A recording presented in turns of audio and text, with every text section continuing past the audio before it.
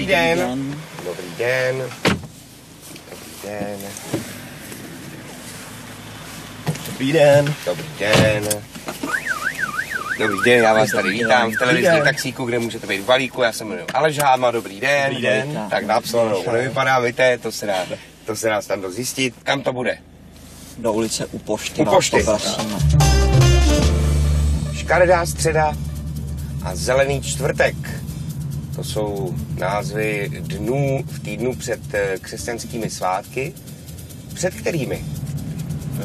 Velikonoce. Přesně tak. Je to tak. Takhle snadný je u nás získat 500. Znáte pohádku o veliké řepě? No, Co? částečně asi jo. Kdo přispěl jako poslední k vytažení té řepy? Myšička. Mám pocit, že to byla myšička. Tak dáme myšičku teda. Dáme myšičku. Myšička, ano, malá myška. Je to tak. Která skupina vydala v roce 2001 album Proměny? Co si myslíš, že by to mohlo být? Vůbec netuším. Netušíte? A nezabrouchal byste nám něco? Nějakou. Ale je to za 500, já vám klidně zahvízdám.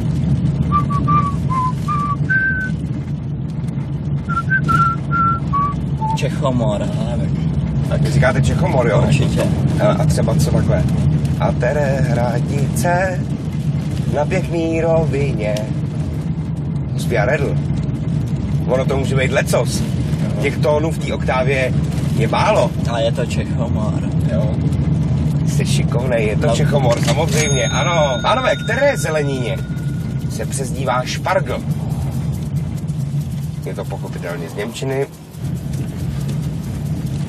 Co tam? Máte na Tady povětí. jsme Můžete se volat do Německo. Německý. Tak. Křest třeba. Křest? Vy taky říkáte křest? Říkáme křest. No to je správně, chlapi, jasně, že to je křest, vynikající křest, lahodný křest. Výborně. Na území kterého okresu leží hrad Karlštejn? To je jednoduchý, protože od správní reformy v roce 2002 byly v Čechách okresy zrušený. No dobře, tak tomu dáme minulý čas a budu se ptát na úplně to samý, takže je to jedno. Podívejte, jestli je někdo mistr ve slalomu, tak jsem to já, Ingemar Stenmark.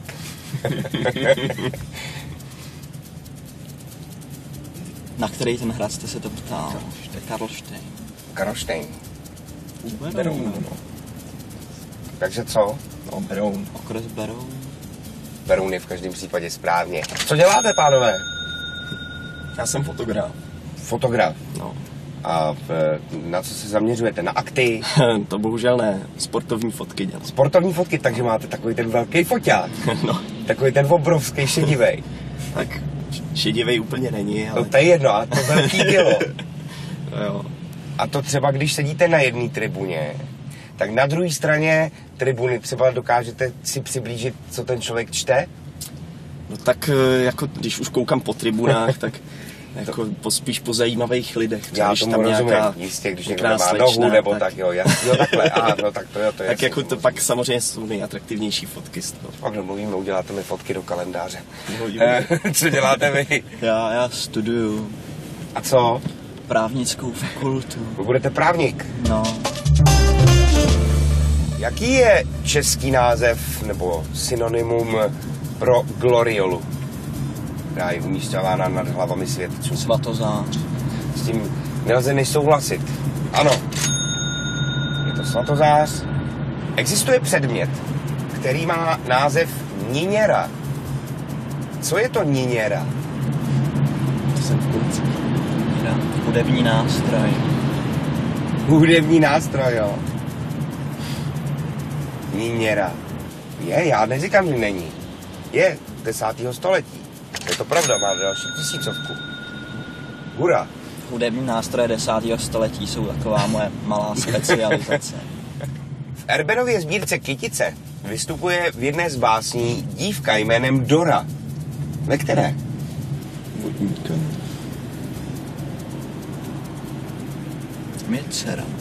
Nechoďce na jezero. Myslíš, že tam může být?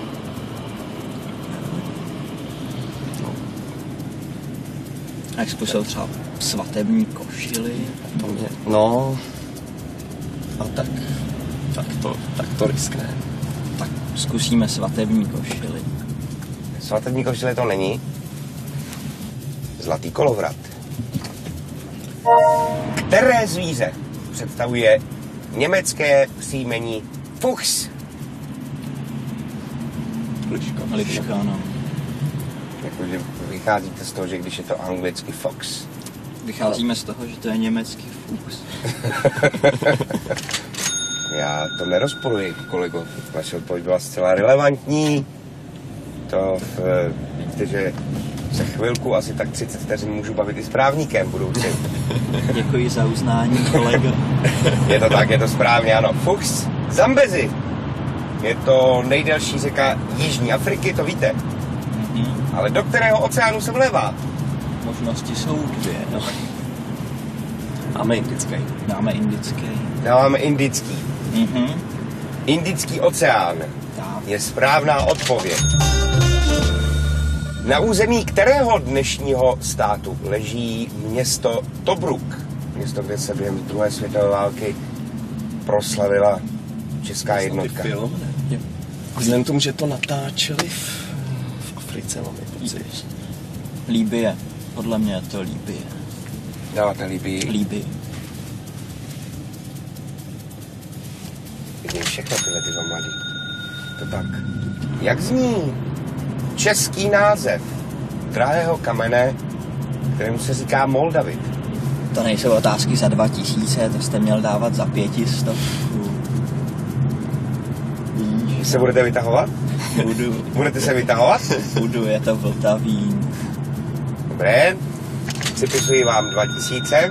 Jak se jmenoval francouzský egyptolog, který rozluštil hieroglyfy? Zavoláme. Komu voláme? Kamarádovi. Egyptologovi. Ahoj Honzo, neruším tě?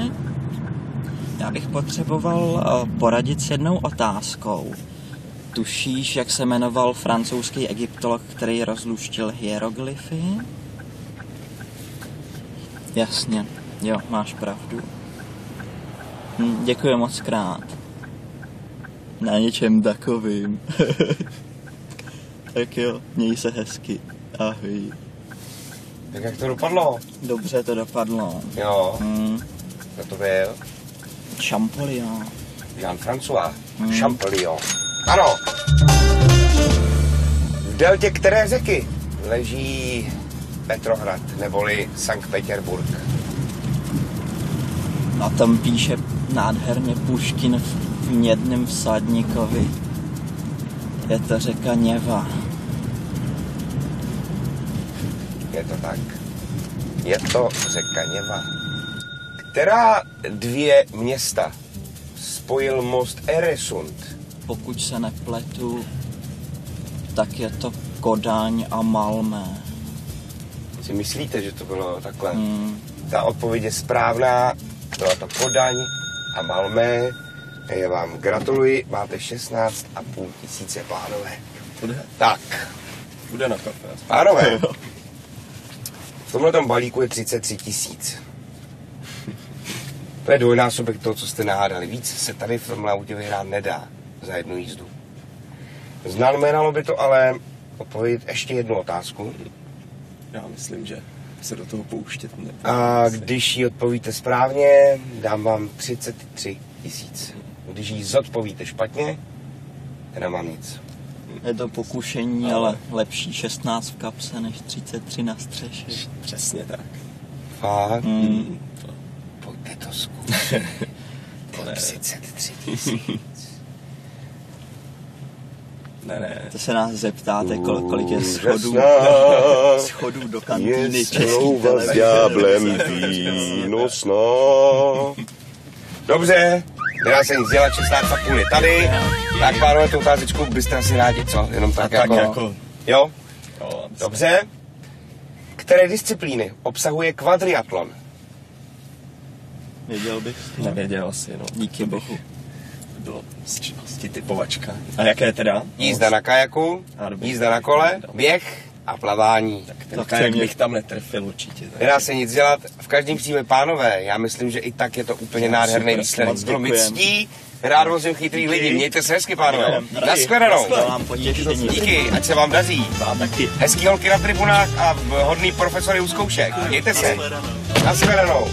Dlouho se mi něco takového nestalo, 2 chytrý kluci, 16,5 tisíce, krásný výsledek, nejvyšší čas to utnout v nejlepším, vy se podívejte na události a brzy na viděnou tady v televizním taxíku na jedničce.